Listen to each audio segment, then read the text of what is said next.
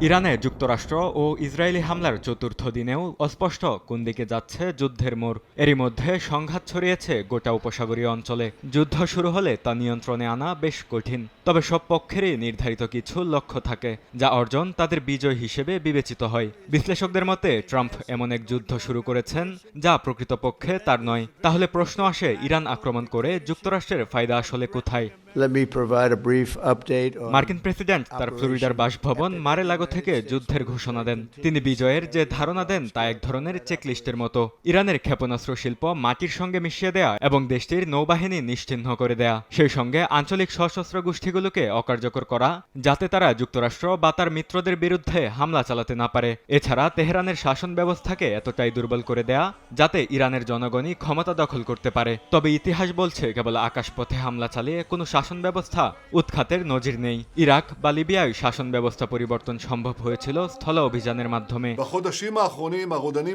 Israeli প্রধানমন্ত্রী বিনিয়ামিন নেতানিয়াহুর হিসাব কিছুটা ভিন্ন হলেও লক্ষ্য একই, ইরানের সামরিক সক্ষমতা ধ্বংস করে দেয়া। বহু দশক ধরে তেহরানকে প্রধান হুমকি হিসেবে দেখে আসছে তেল আবিব। নেতানিয়াহুর বিশ্বাস ইসলামী প্রজাতন্ত্র পারমাণবিক অস্ত্র তৈরি করে ইসরায়েল ধ্বংস করতে চায়, তাই ইরানকে ভেঙে দেয়াই তার অন্যতম লক্ষ্য। এছাড়া নিরাপত্তা ব্যর্থতার দায়ে অনেক ইসরায়েলি তাকে দায়ী করেন। ইরানের বিরুদ্ধে নির্ধারিত বিজয় তাকে রাজনৈতিকভাবে শক্ত অবস্থানে ফিরিয়ে আনতে পারবে বলে বিশ্বাস তার।